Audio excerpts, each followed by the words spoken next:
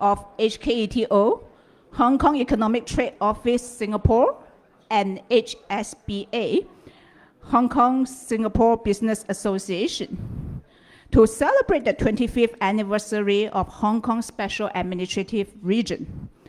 I'm really heartened to see so many of you here, new and old friends, and our speaker, Dr. Liu, formerly known as the father of urban planning in Singapore, gather here for a memorable evening. To start off the event, let me introduce Mr. Wong Chun-To, the director of HKETO in Singapore, to give a short speech. Thank you, Mr. Wong.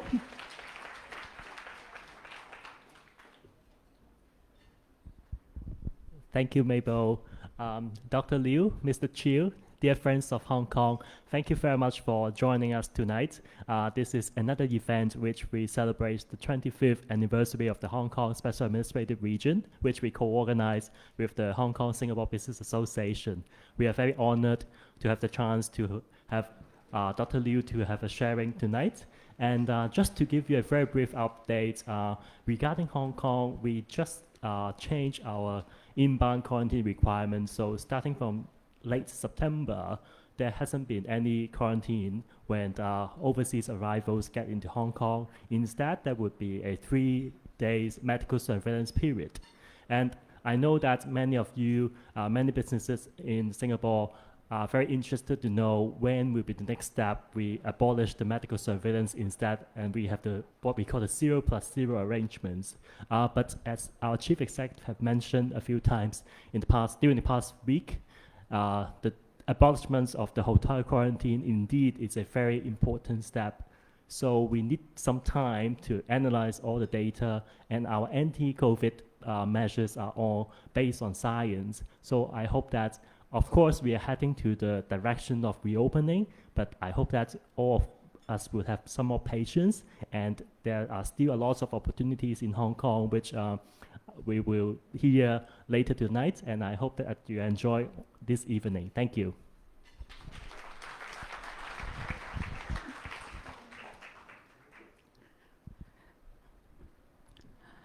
Thank you, Mr. Wong. Mr. Wong is going to, is our very cordial partner. We have been working together to bring about events to you guys together. It was a very good experience working with HKETO. So now let me invite Mr. Dennis Chu, the chairman of HSBA, to the stage. Dennis, who has been recently conferred the Public Service Medal by the President of the Republic of Singapore, is also the Executive Director of Far East Consortium International Limited. So Dennis.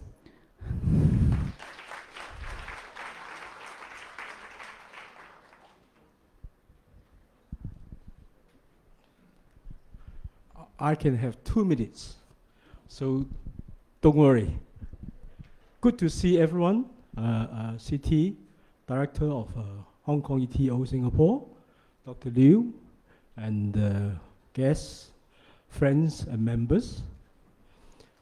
I just arrived from KL. The last few weeks has been what we actually, from the beginning of this year, it's more or less is what we call revenge traveling. So I've been going in and out of the airports, and suddenly I find myself more busy than before. So I'm really looking forward to Hong Kong to open. In fact, I was one of the last guy to catch the quarantine before Hong Kong opens. So I have no inside information. So I went back to Hong Kong. In fact, I lobbied some of the Hong Kong government officials, especially Hong Kong TDC, because Hong Kong relies so much on exhibitions. And whereas Singapore, wow, the exhibition is like one and after another, non-stop, especially those who have participated in the F1, 302,000. That's amazing. But anyway, let's come back tonight. Housing is a critical challenge to Hong Kong. It's an issue that Hong Kong has to resolve. So on a more serious note, just to give you a few observations on housing and on land development. Hong Kong, the people staying in public housing is only around 30%, which is extremely low. The MV of Singapore, HDB, of course, Dr. Liu, you will hear from him, is approximately 78%. And the Hong Kong ownership is only 50%, which is a very critical factor that is affecting Hong Kong. And I think hopefully this new government will find a way to resolve this, but cannot be so fast. And Singapore is, the last I checked, is 87.9% home ownership. It's one of the highest in the world. So Singapore housing is an envy to a lot of people around the world. And there would be ways that Hong Kong can resolve this, and we are looking to hear Dr. Liu, which is what we call the Greater Bay Area. Hong Kong is betting a lot on the Greater Bay Area. The integration of Hong Kong with GBA would be more and more serious as time goes on. So okay, I think my time is up. So, and I can go on for quite a long time. I think Mabel is looking at me, so my time is up. So have a very good evening. Enjoy yourself. Have some wine. Have some drinks. Just relax. And actually, this room is a bit small, but we couldn't get a bigger venue. Let me apologize for that. Thank you very much.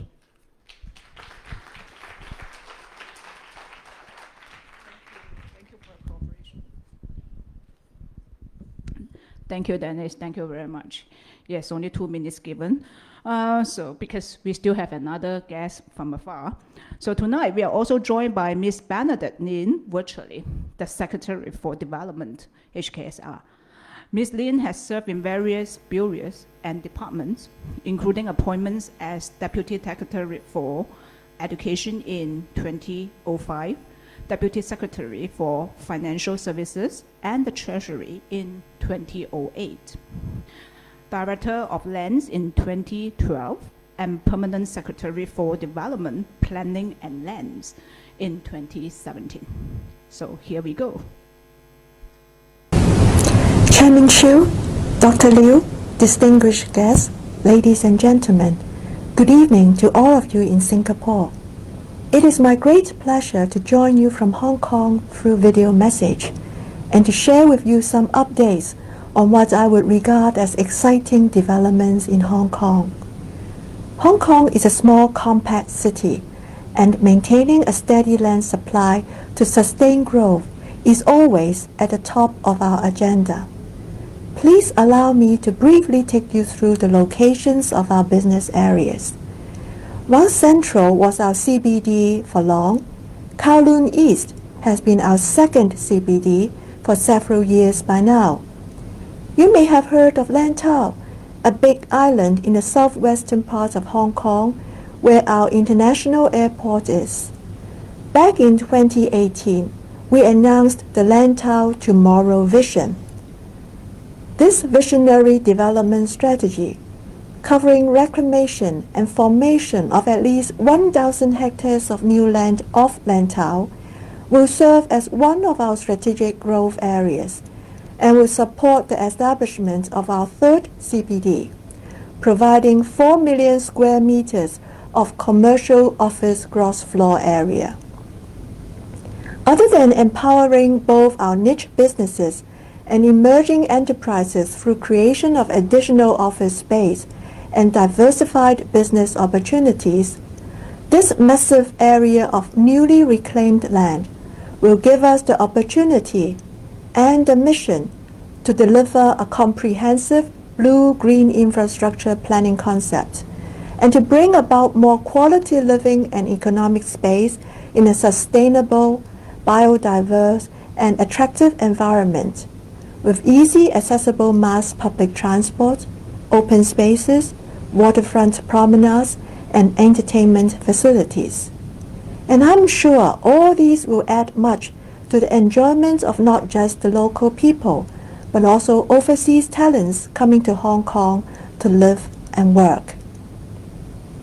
Now, let me take you to another strategic growth area, this time in the northern part of Hong Kong, with convenient accessibility to 7 existing boundary control points connecting us to Guangdong province in the hinterland. We are developing this growth area we call the Northern Metropolis as another major source of space for addressing our land shortfall, as well as the Northern Engine for driving our social and economic advancement. Quite different from the reclamation of Lantau I talked about earlier, this Northern Metropolis is about development on existing land. You may know that in this part of Hong Kong, we have new towns such as Yuen Long, Fanling, Sun Shui, etc., and these have matured for decades and are still expanding. With the diversity of the landscape and waterscape there, and their proximity to the mainland, the existing attributes of these new towns will be reinvented. There will also be development of several new development areas, plus new infrastructure, such as railway projects, including some that will cross the boundary. All these are to be pursued under the Northern Metropolis Development Strategy promulgated in October last year, and they are also in line with the directions in the National 14th Five-Year Plan. The Hong Kong SAR government is determined to develop our Northern Metropolis into a highly livable and vibrant metropolitan area built on innovation and technology. Covering an area of some 300 square kilometers, this Northern Metropolis will be home to some 2.5 million people with over 900,000 residential units, and it is destined to emerge as a major source of housing supply in the medium to long term. With this new population and improved connectivity with our city and through the mainland, this Northern Metropolis will be an economic powerhouse featuring some 650,000 career opportunities, including around 150,000 jobs in the innovation and technology field, and creating a healthier home-job balance for the people there. When planning developments in this vast area, we also emphasize greater sustainability, resilience, and growth. We also have to blend in the new urban developments with the existing rural communities. We will have to give due regard to the ecological treasures, embracing both development and conservation. Apart from initiating other high-end economic opportunities, the Northern Metropolis will be at the heart of accelerating I&T cooperation between Hong Kong and the Guangdong-Hong Kong-Macao Greater Bay Area, what we call the GBA, particularly with neighboring Shenzhen. At the center of the Northern Metropolis is what we call the Sun Tin Technopole, which will form an I&T cluster in Hong Kong. Together with a corresponding I&T zone on the Shenzhen side, the resulting one zone, two I&T parks development will provide land for R&D, advanced manufacturing, and so on. Hong Kong's remarkable success is underpinned by the one country, two systems principle, the cornerstone of our economy. Our unique role as a bridge between the mainland and the international markets is an edge that will continue to grow in importance as our economic integration with the mainland continues to deepen. This year is a milestone for Hong Kong, marking the 25th anniversary of our return to the motherland. In his important speech on the 1st of July, gracing the occasion, President Xi Jinping gave firm assurance to the Hong Kong SAR and indeed to the whole world about maintaining our distinctive status and advantages as Asia's world city, as a key connector between our country and the rest of the world, and as a strong base from which to enter the mainland and Asian markets. The outline development plan for the Greater Bay Area, promulgated by our country in 2019, clearly supports the integration of Hong Kong into the development of a high-quality GBA, which includes the establishment of major platforms such as Qianhai in Shenzhen. Through the Qianhai Plan issued in 2021, the two places, namely Hong Kong and Shenzhen, will proactively serve as dual engines to drive development in the GBA. Focusing on the architectural, engineering, and construction fields, my team in the Development Bureau has been making efforts to introduce measures supporting our professionals and industries to have greater market access in the mainland and to benefit from the developments in the GBA. One of our efforts is the setting up of simplified registration measures by the relevant mainland authorities since 2020 to allow enterprises on the Hong Kong SAR government's approved list of consultants and contractors for public works, as well as to allow registered professionals in Hong Kong to provide services direct in the GBA areas.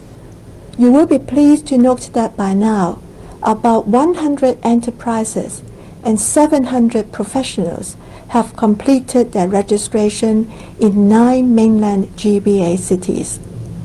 We will also press ahead with exploring systems facilitating Hong Kong companies to provide through-train services for works projects in Qianhai, from planning, project design and management, site supervision, all the way to construction.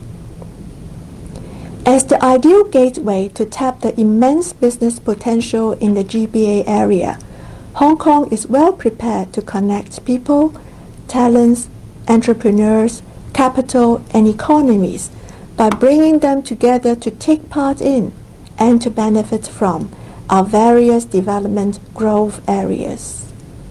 With our multi-pronged land supply strategy, Hong Kong will continue to develop our competitive edges as an international business hub with unparalleled access to the mainland market, and we will offer a highly livable city for career and business development.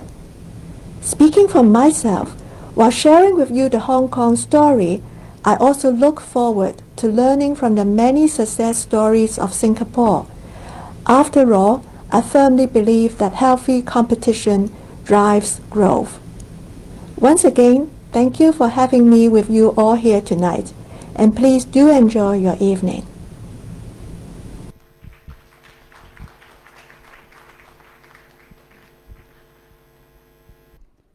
Now, I'm sure many guests are getting more and more excited.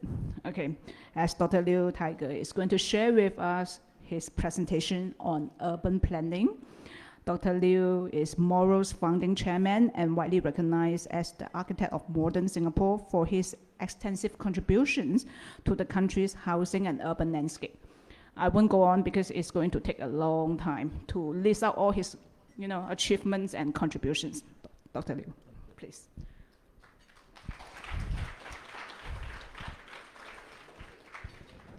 Darwin, you can help Dr. Liu. All right.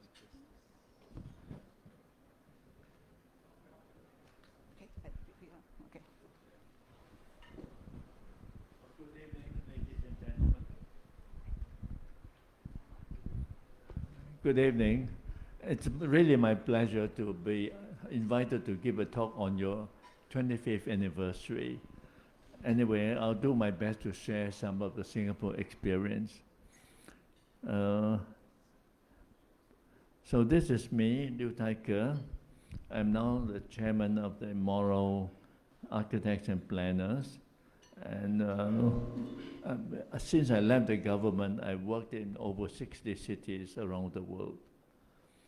And some of you may not know, I was in the past in Housing and Development Board, then Urban Redevelopment Authority. Then I joined RSP until 5 years ago. Then I set up my own company. And a lot of people think that I'm just a planner. Actually, I'm both a planner and an architect. So today I'm going to talk to you about these topics. Okay, so let me just take you through step by step. My gratitude to Hong Kong.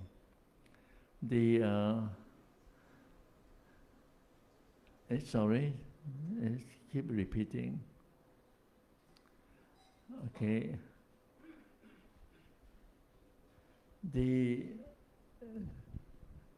In 1969, when I came back to Singapore from USA and joined HDB, Housing and Development Board, at that time, Hong Kong was definitely a much more advanced city than Singapore. In fact, Singapore around that time was ranked poorer and more backward than Manila, than Yangon, and Ho Chi Minh City. So in order to do my job well for HDB in public housing, I used to go to Hong Kong, but at the same time, I also was kind of wowed by a lot of the places that I used to see in Hong Kong, like Kai Tak Airport and Tsim Sha Tsui and so on. I would not. So, and when I saw that, I knew that Singapore had a lot to catch up with Hong Kong. So in the early 70s, for 7 to 8 years, I used to go to Hong Kong a few times a year to talk to the local planners and architects, experts, and many of them, I'm still in touch with them or become friends, just to learn the urban planning experience and public housing experience. Most of you may be surprised, but in those days, Singapore was just so backward. We're just starting to learn how to plan the city, how to do public housing. So we had to go to Hong Kong to learn. But by the late 70s, Singapore, because we have a whole of government effort, these are some of the critical success stories, whole of government effort, and political leaders passed some important legislations, particularly a legislation on compulsory acquisition of lands, and also set up HDB with comprehensive function. If you look at HDB today, the function is much shrunk, but in those days, it was a very comprehensive function. So that gave me a chance to build up a body of technical data, okay? Because in urban planning, a lot of people come up with concepts, with sexy slogans, but how do you translate it into technical data? And people say, we want to build highly self-sufficient new town. I asked a lot of people, tell me what is a self-sufficient new town? Nobody could tell me, so I had to do the research myself. And also, we created the 5 public housing prototype, 1, 2, 3, 4, 5 rooms. And the floor area was decided not by me, it was by a lot of research with my colleagues. And then how do we, because Singapore, when we started in the 60s, the construction sector was very, very weak.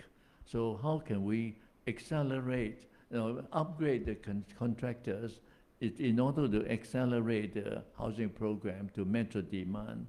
So all these things, and because if you measure demand, you actually can have a better control of the rental, of the selling price, and so on. Today in Singapore, we are struggling with controlling the rental price, controlling the selling price.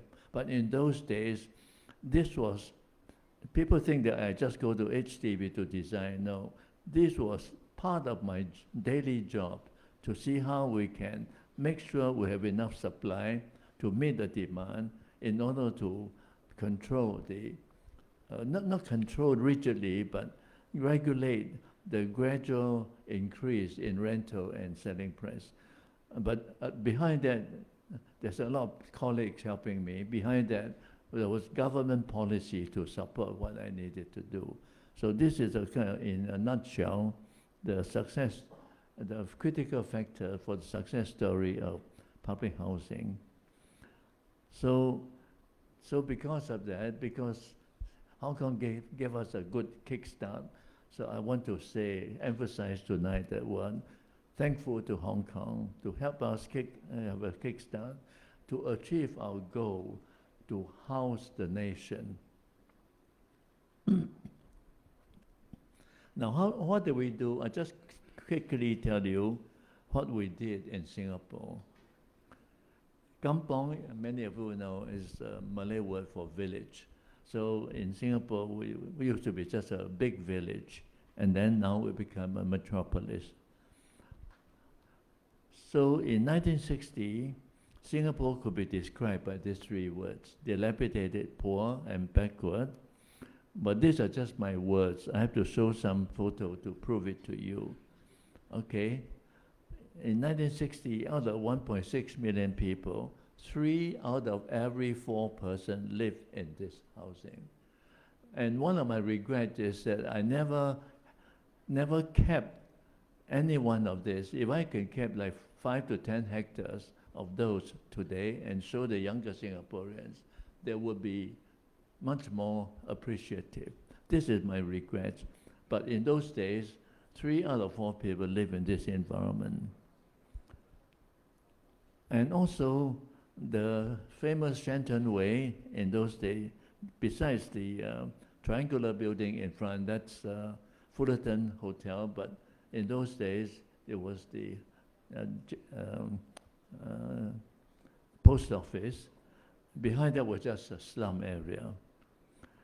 But because of government support, because of good policies, only in 25 years, not 50 years, in 25 years, Singapore became livable, prosperous, progressive city.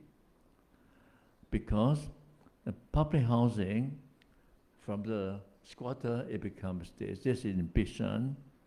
And the CBD, from a slum area, it becomes this. And also Singapore River, from a kind of messy Dongkang area, it becomes just a tourist attraction. And in terms of statistics, you can see that between 60 and 2020, population in Singapore went up by 3.4 times, density went up by 2.7 times. What is important is with good government policy and good planning, our per capita GDP went up by 137 times, not 130%, 137 times. Okay. And why I put in 2010 is because by 2010, Singapore's per capita GDP caught up with USA. So good government policy and good planning can help to do that. So I just want to say that Singapore became a world-class city in 25 years. No more squatters, no more homeless, no more ghettos, no more ethnic enclaves. Of course, nowadays you read in this paper, they say, oh, we still have homeless. Yes, we do have, but the total number is like 1,000 people out of 5.7 million people. And out of that 1,000, apparently 60% are men who actually have homes, but they quarrel with their wives, they got kicked out. Okay. And also the per capita GDP, within 50 years, we caught up with US. So this is just what I've repeated before.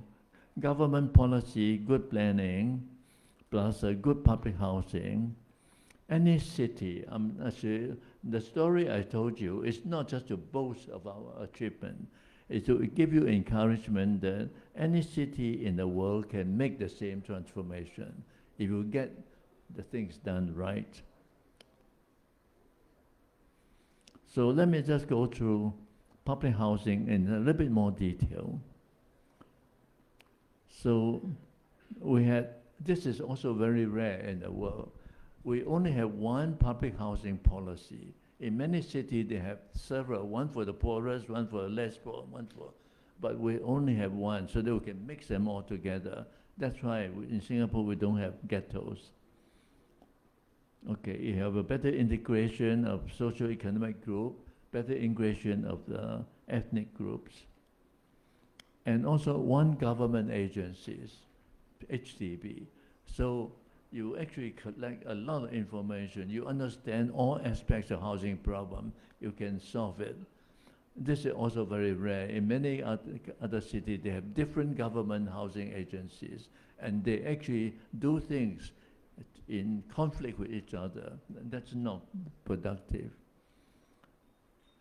And also, we have a one-stop service. That means but this is in the old day. Unfortunately, I regret that the HDB today doesn't have this. But in my time, what we had to do was to buy land, to resettle squatters, to plan the new towns, to design the buildings, to award contracts, and do property management. The beauty of property management, you get, I use the word feedback, but it means complaints from the residents. Now, the complaint, 99% is probably rubbish, but 1 or 2%, we sieve them out and do research to find out how we can improve our plan, our design, and so on, and feedback. So this process, under my hand, I did that for 20 years. Can you imagine how much I have learned in urban planning?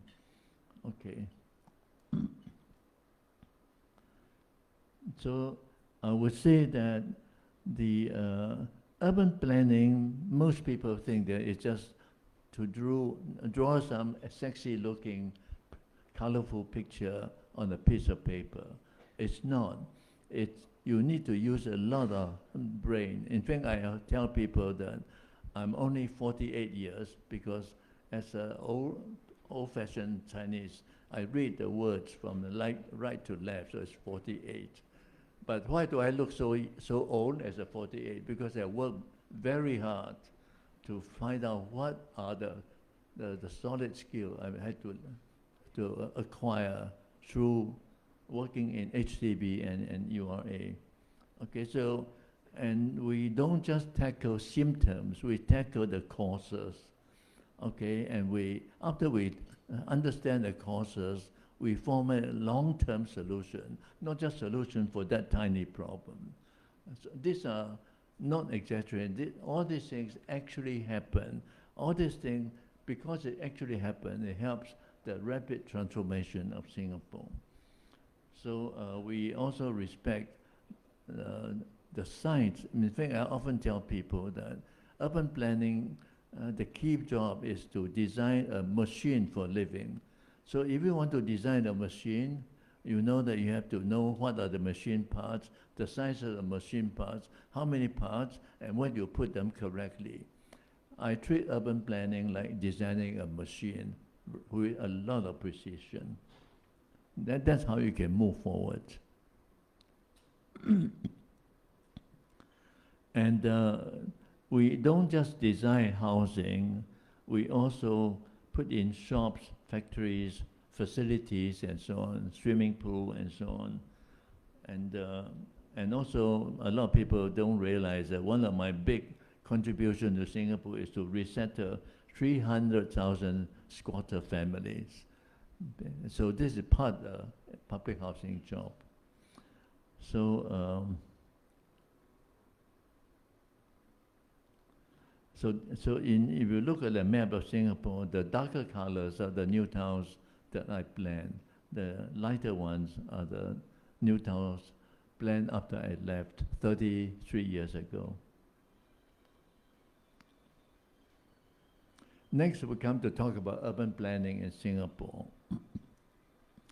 You see, people say, I want to plan a city.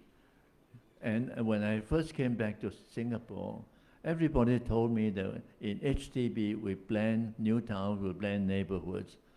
And I was a junior, a young junior officer, so I asked the senior people, I said, tell me what is a new town.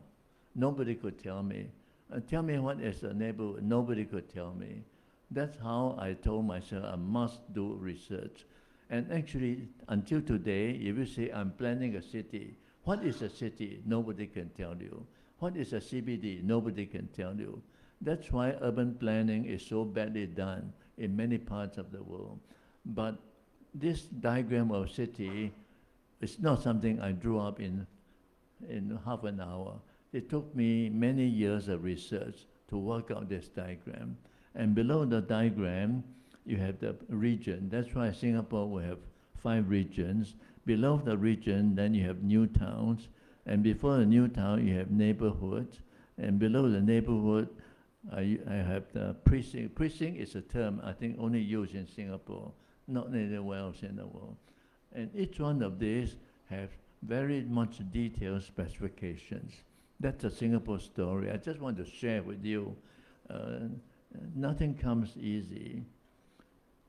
So with that kind of clear definition, clear specification, then we produce this plan. So when you look at this plan, anybody, even high school kid, can draw it in half a day. But behind that, there's a lot of hard work. And below that plan, you see there are 5 regions. And take this region. If you look at this new town, okay, every new town is planned to this degree of detail. Okay, and below this new town, you have neighborhoods with neighborhood center. And below that, you have precinct. Now, the sizes of precinct and the demarcation, all according to strict specification. So planning is not what you think. It's just it looks just like a drawing you can do in 5 minutes, but behind that, there's a lot of demand, a lot of specification. So a good planner must try to translate concept into planning tools. Okay, give definition for every planning jargons, with specification, with quantification. This is the only way you can build a livable, sustainable community. Not only that, but also a healthy and beautiful environment. So creating a city is not just building buildings. It's really create a system with clear specification. So let me just wrap it up by saying that with this kind of experience, I feel that I want to share with other cities.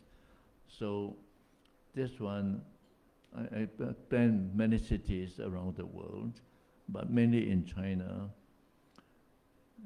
And we also did quite a bit of urban design. And again, a lot in China, because China, with a strong government, committed to urban development, and with land in the position of government, so it's a good place for urban development. But what they lack is a clear understanding of urban planning.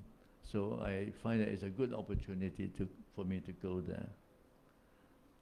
And of course, I also do quite a lot of architecture work, including on the extreme left top, that's Fuzhou Changle Airport. Who asked me to design the building? Someone you may not know, called Xi Jinping. Okay. So just now I talked about my world experience. And in China, out of the world experience, 85% of my overseas job planning is in China. Architecture, 30% in China. So you can see that I've been to many parts of China. You can see that. So when I get tired of doing urban planning and architecture, I have one more profession I want to take up: to be an all-China tour guide. And then let's talk about Canton. Okay, Canton, I have quite a few projects, and it so happened that almost all of them are around the Greater Bay Area. And so just to quickly give you impression, the drawing on the left is existing plan. The one on the right was my amended plan. So I applied my experience in Singapore to make the plan more workable, okay, and more livable. Just to, I hope you can see that the one on the right is the more systematic, clearer, with clearer road system, clearer land use, and clearer relation with the natural environment. And Datansa also, the one on the left you can see is just a collection of colors, but the one on the right, I put it into a system according to the definition of the city plans. And Hesan, okay, you can see the one on the left, I don't know how people can build that. It's just many dots of colors. And Zhuhai as well. And Dongguan, this is also very unusual. Dongguan, what happened to the, Dongguan, the drawing is here. The one on the left, this is an area near, it's Dongguan area, and lots of rivers, and I feel that it's a very beautiful tourism area. But unfortunately, when I went to see the place and saw the plan, they put most of the factories along the riverfront. But fortunately, not all have been built. So I told them, stop putting factory on the riverfront. Keep the riverfront for the people to put housing there. So this is one of the big changes I've done. And I'm hoping that this will become a very highly sought after tourism place for people from Hong Kong, from Shenzhen, from Dongguan, from Guangzhou, and so on. And Huidong, of course, many of you from Hong Kong, you know that Huidong is a very favorite Hong Kong tourism place. People go there very often by boat. So they asked me to do at the lower bottom is a Shuangyue Wan, and I developed that into a kind of tourism destination. So so this is my relationship, and so that means I've got a basic understanding of the environment around the Greater Bay Areas. And I just want to say that just now I introduced you the planning up to the city level. But actually in China, there are many what we call the mega city. Mega cities, I normally would tell the Chinese to say that don't treat it as one city, because you treat the mega city as a one city, it's like putting the body weight of 5 or 6 people on one person. That person cannot be healthy. You have to split it up into several cities. And so I use the term constellation city. That means they're like the star, in the sky, planet in the skies. They are independent and yet they're related to each other by gravity. So this term constellation city is well known in China now. So the reason I talk about this is because if you look at the Greater Bay Area, using my definition, here you have quite a collection of either constellation cities or individual cities, and if we can kind of sort out the greater urban system like this, I think it will make the Greater Bay Area a more efficient urban development. And I call this big cluster of urban area the urban Milky Way. You see, the one on the left is the night scene of the Greater Bay Area. The one on the right is the the Milky Way in the sky. Don't they look exactly the same?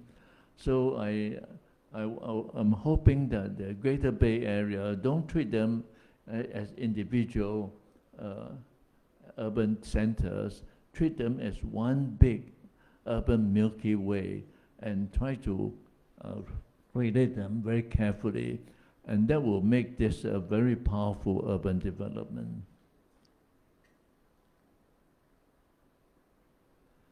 So to me, the Greater Bay Area, of course, I did not do a detailed study, so I cannot give you a specific recommendation. All I can say is that with my superficial understanding, it's an great opportunity to blend all of them together, not just separately, and interconnect them like the urban Milky Way, and not a random collection of cities. And then we identify the strengths of different places. Some are better in certain things, and so like Hong Kong has its own special strength as well, and allocate appropriate economic activities for each place, and then also connect them wisely, efficiently with highways, railroads, air and seaports, and so on.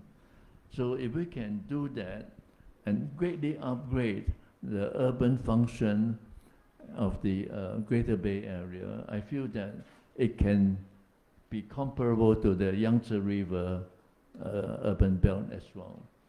And of course, as you heard in the earlier talk, Hong Kong having been an international city in the world for a long time, will play a very significant role for the development of the Greater Bay Area.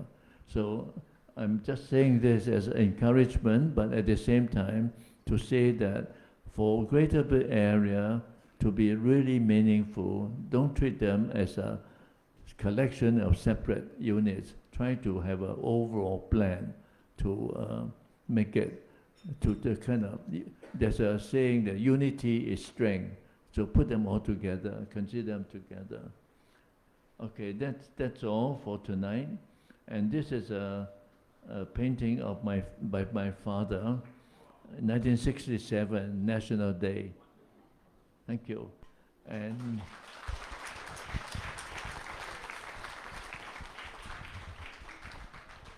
all yet. That's not all yet. There's still Q&A. Okay, so Q&A. Q&A, yes. I'm sure that the ground has a lot of questions. No problem, we can wait.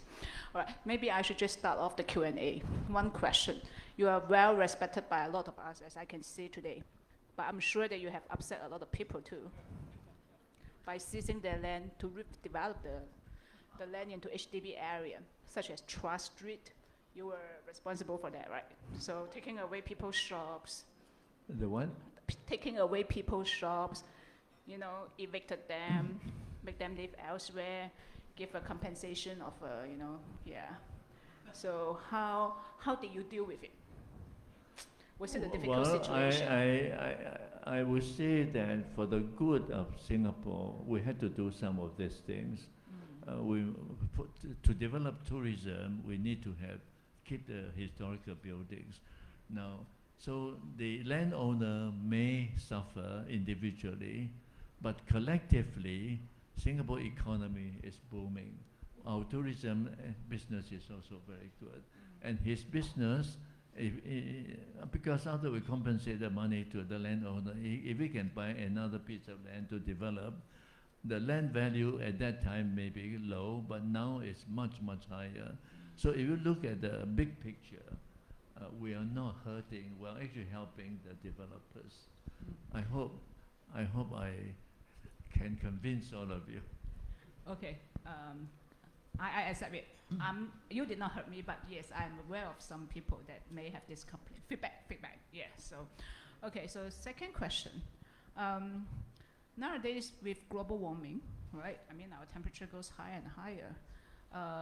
Have you ever thought of, or you have already implemented some, you know, features in building of hotels or architects, you know, that are more suitable or more adaptable to the warming climate, warming up climate? Well, actually, I want to say that before the world talked about global warming, Singapore was trying to tackle the issue of energy shortage because we don't have oil, we don't have anything here. So our government said we try to do our planning and building design within minimum dependency on the imported energy. So, for example, in urban planning, and in looking back now, when I planned the neighborhood in HDB, I try to make the walking distance, maximum walking distance, 500 meters from the neighborhood center. So in other words, instead of driving to the neighborhood center, most people can just walk there. So the benefit is, first, you don't drive, you save energy. Second, you reduce the pollution. Third, you walk, you actually improve your health. So these things, so nowadays, people dealing with global warming was focused very single-mindedly on just reducing energy, using less pollutive energy. But one of the reasons I'm still working is to try to convince people, in addition to what they are doing, which is, I know is very important, try to plan a city to minimize the wastage of energy, or even to minimize the usage of energy. In fact, Singapore is also, from early days, it's also a public transportation city, and everybody knows going by public transportation needs much less energy than driving cars.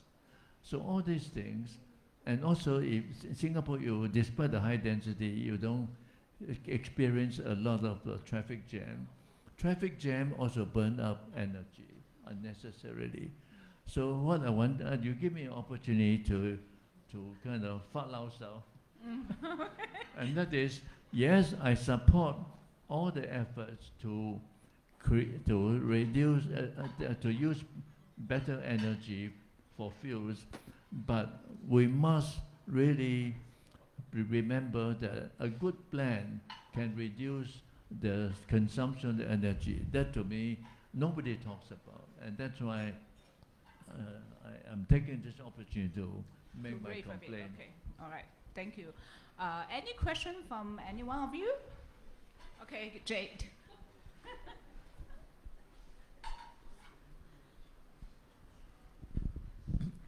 Thank you very much, Dr. Liu. That was a highly intellectually stimulating presentation from you, and also not only intellectually stimulating, but you shared with us a lens that look at urban planning, not just based on numbers or quantity, but a very human side of it, and almost artistic, such as appreciating the night scene of the Greater Bay and comparing it to the Milky Way. Okay, my question, a quick and short one. Cross-referencing Hong Kong. Hong Kong was the place that kickstart this approach to house an entire nation of Singapore, but then you have taken some major point of departure from the Hong Kong model, sort of. One of them being that the public housing in Hong Kong, it was based on rental. It's a rental system, basically. And then another one is that you talked about the 5 prototypes based on research. And as far as I understand, you know, the Hong Kong system was pretty much only sort of like to serve the basics. And the units are pretty much on the small size, on the smaller scale, without the 3房4房5房 kind of, yeah. So what made the difference? Where came that point of departure? And apparently these are like 2 different models as they develop, because they're along rather different axes, so to speak. Yeah. So that's my question. Okay, I would say that's why just now I mentioned that many people give me the sole credit for the transformation of Singapore. That is incorrect. Without the government's policy, I could not do half of what I did. So the government, of course, you know that we acquired a lot of private land, and now in Singapore, the government owns about 80% of the total land, including reclamation. So that means if the government needs land for development, we are not short of land. But some of you may not realize that the government also has made a decision not to own more than 80%, because we wanted the 20% in private hand to have a kind of free market exchanges, so that we know the real land value of the different types of land. Because government transaction may not be reflecting the real market value. Now, with that kind of strong government support, I told myself that we should not develop the highly backward Singapore from a, say, class 4 city to, then you build to a standard of class 3, then a standard of class 2. Because every time you build from class 3 to class 2 and so on, when you redevelop from class 3 to class 2, you have to demolish a lot of buildings. That is actually a waste of energy. In fact, the fact that Singapore's economy progresses so far is we do not waste our investment in the past. In fact, nowadays Singapore has 1.3 million units of flats. Only about 5,000 to 6,000 during my time was demolished. So it's a very low percentage. So, and therefore I felt that whatever, the reason we have 1, 2, 3, 4, 5 rooms is I wanted the floor space per person in each one of these to be equivalent to the American standard. Because at that time I used the American standard as the ultimate standard. And therefore the floor areas were, through a lot of study, a lot of comparison, we decided on that. But of course, all of you know, unfortunately, after I left, the floor area has shrunk a bit. Yeah. Are you happy, Jade? Okay, great. Any more? Okay, Dennis. Dr. Liu, thank you very much for your comprehensive rundown, and thank you very much for complimenting Hong Kong. I have just a simple question. It may be also a difficult one. It's all your whole planning, your whole journey is very systematic. But was there any time a policy to turn housing into homes? So was there any comprehensive policies to have the softer side to your urban planning? Well, yes, because I often tell people that the public housing in Singapore was not, we did not just develop housing, we developed communities. For example, through my study and a lot of consultation, we feel that if a piece of land is too big, a person who stay in that piece of land does not have emotional tie with a piece of land. So it doesn't feel that he belongs to the piece of land. That's how, below the neighborhood, we introduced a precinct concept. And this is almost the only place in Singapore that, because after talking to a lot of sociologists, psychologists, and reading a lot of books, a precinct of 3 to 4 hectares, people who live inside there can have a feeling of the land. And not only that, we put in the precinct center, we did not put commercial, we put a garden with a sand pit, with a turf, and with the chairs arranged not in straight line, arranged in a circle. So people who come down and watch the children playing and they can talk to each other, because if you arrange in a straight line, they cannot talk to each other. A lot of this detail, of course, tonight I didn't have a chance to explain. And then the other, another thing that's, two things that's developing community spirit. One, of course, is the void deck. Because when it rains, you cannot go to the precinct center. You go to the void deck. So void deck, you can gather anytime you want to. And the other one is the access corridors. You see, one of the reasons that the high-rise, high-density housing in Europe fail is because they have central corridors. Central corridor, no good ventilation, very dark, and people can just have to keep squeezing in each other. There were a lot of fighting in those. That's what I found out when I was. And therefore, in Singapore, we put it corridor on one side. You can see the sky, you can see the trees and so on. But in the beginning, we have very long corridor.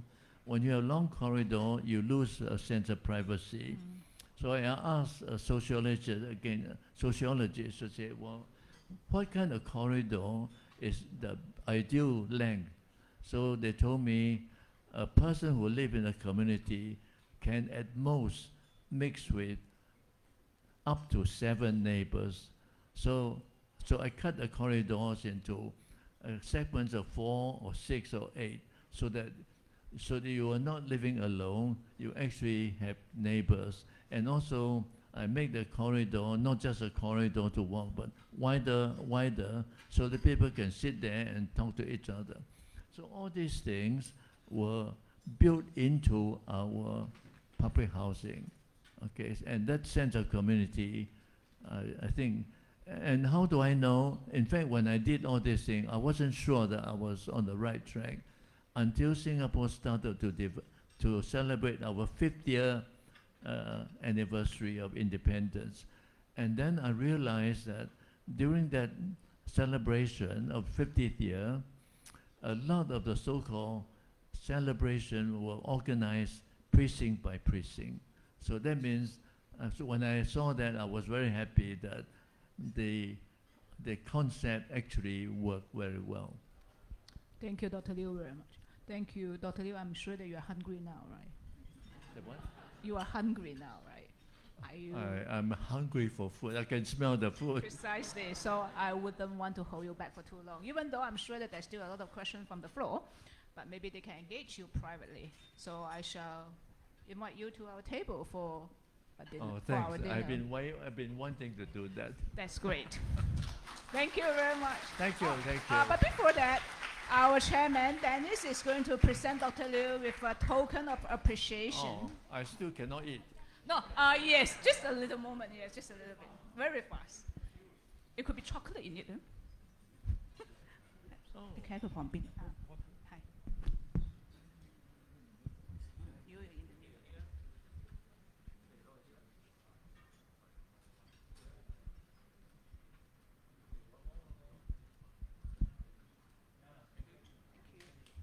Thank you very much. Thank you, Dr.